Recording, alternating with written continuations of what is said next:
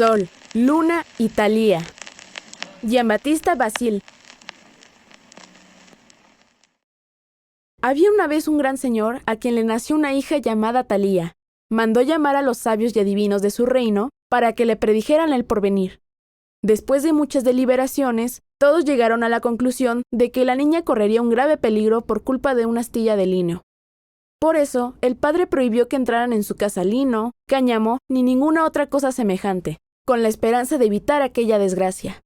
Pero cuando Thalía ya había crecido, un día se encontraba junto a una ventana y vio pasar una anciana que hilaba.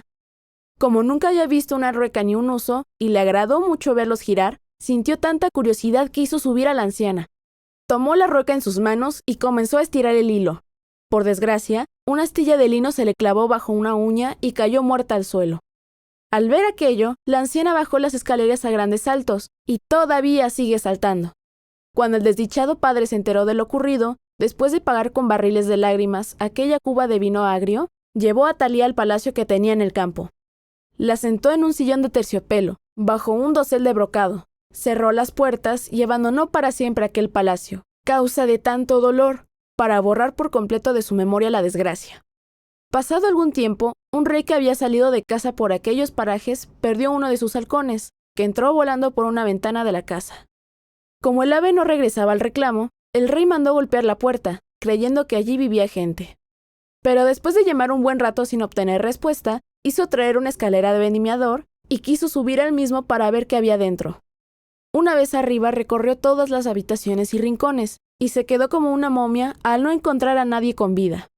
Por último, llegó a la habitación donde Thalía permanecía como encantada. Al verla, creyó que dormía y la llamó, pero ella no recobró el sentido, por mucho que él gritara y tratara de despertarla. Encendido por el ardor de tanta belleza, la tomó en brazos, la llevó a una cama y recogió de ella los frutos del amor. Luego la dejó tendida y regresó a su reino, donde durante un tiempo no volvió a acordarse de lo sucedido. Al cabo de 9 meses, Thalía parió 2 criaturas, un varón y una niña, que parecían 2 puñados de joyas. 2 hadas aparecieron en el palacio, se encargaron de cuidarlos y los ponían a mamar de los pechos de su madre. Pero un día, al querer mamar y no encontrar los pezones, se aferraron a uno de los dedos de Thalía y succionaron con tanta fuerza que sacaron la astilla. Entonces Thalía pareció despertar de un profundo sueño. Al ver aquellas 2 joyas a su lado, les dio de mamar y los quiso tanto como a su propia vida. Sin saber todavía qué le había sucedido, se encontró completamente sola en aquel palacio, con 2 hijos junto a ella, y veía que le llevaban algo de comer, aunque nunca parecía la persona que lo hacía. El rey, entretanto, se acordó de Thalía y con el pretexto de ir de casa, volvió a verla.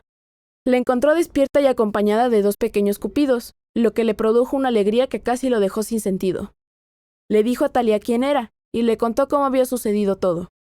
Entre ambos se trabó entonces una estrecha amistad y unión, y el rey permaneció con ella un puñado de días.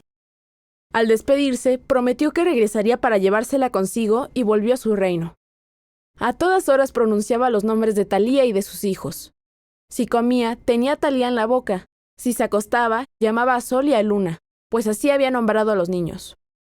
La esposa del rey, que ya había comenzado a sospechar por lo mucho que su marido prolongaba sus cacerías, al oírlo repetir Thalía, Luna y Sol, sintió un calor muy distinto del que produce el sol.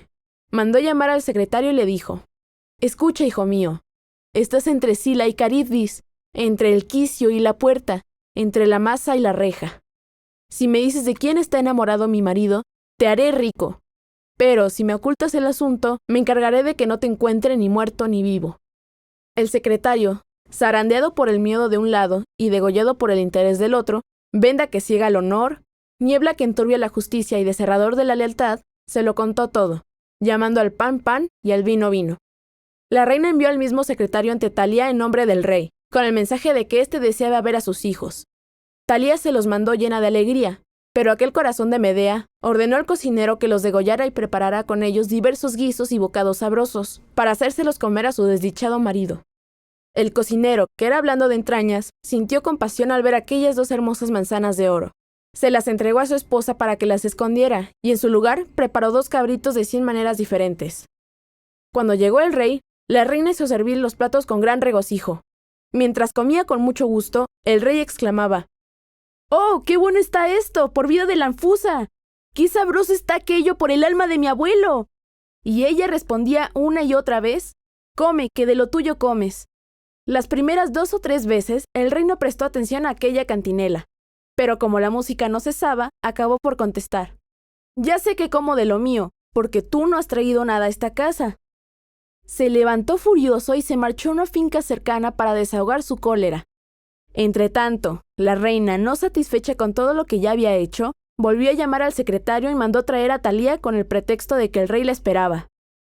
Thalía acudió de inmediato, ansiosa por encontrarse con la luz de sus ojos, sin saber que la aguardaba el fuego. Cuando compareció ante la reina, ésta con cara de Nerón y hecha una víbora le dijo: «Bienvenida seas, doña Matraca.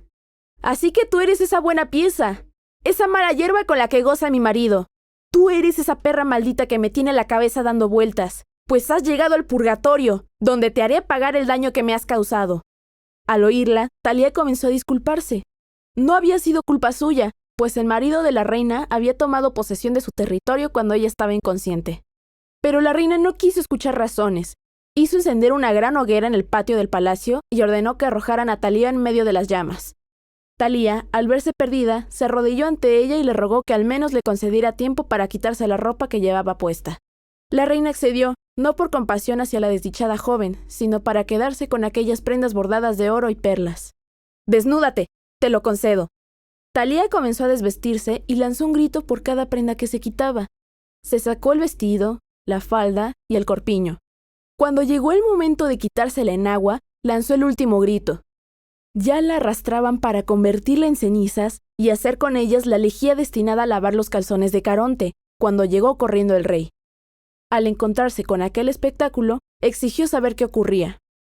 Preguntó por sus hijos, y entonces su esposa, mientras le reprochaba la traición sufrida, le dijo que se los había hecho engullir. Al oírlo, el desdichado rey se entregó a la desesperación y comenzó a lamentarse. «Así que yo mismo he sido el hombre lobo de mis corderitos. ¡Ay de mí! ¿Por qué mis venas no reconocieron la fuente de esa misma sangre? ¡Ah, turca renegada! ¡Qué perrería has cometido! Pero ahora vas a pagarla. No mandaré esa cara de tirana al Coliseo a hacer penitencia».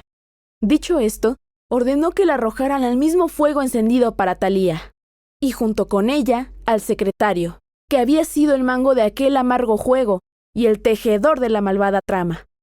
También quiso hacer lo mismo con el cocinero, pues creía que había troceado sus hijos con el cuchillo, pero éste se arrojó a sus pies y le dijo: «En verdad, señor, por el servicio que te he prestado, no merecería otra paga que un horno lleno de brasas, ni otra ayuda que una estaca por detrás, ni otro entretenimiento que retorcerme y encogerme dentro del fuego, ni otro honor que ver mezcladas las cenizas de un cocinero con las de una reina. Pero ese no es el agradecimiento que espero de ti por haberte salvado a tus hijos, a despecho de aquella hiel de perra que quería matarlos, para devolver a tu cuerpo lo que formaba parte de ese mismo cuerpo». Al oír estas palabras, el rey quedó fuera de sí. Le parecía estar soñando, y no podía creer lo que escuchaban sus propios oídos. Volviéndose hacia el cocinero, le dijo: «Si es verdad que has salvado a mis hijos, ten por seguro que dejarás de dar vueltas a los asadores y te pondré en la cocina de mi pecho, para que hagas girar a tu antojo todos mis deseos. Te daré una recompensa tan grande que podrás llamarte feliz en este mundo». Mientras el rey decía estas palabras, la esposa del cocinero, al ver el aprieto en el que se encontraba su marido, llevó a Luna y a Sol ante su padre. El rey, jugando con los tres, Thalía y los niños, hizo un molinillo de besos, ya con uno, ya con otro. Dio una generosa recompensa al cocinero, lo nombró gentil hombre de cámara, y tomó a Thalía por esposa.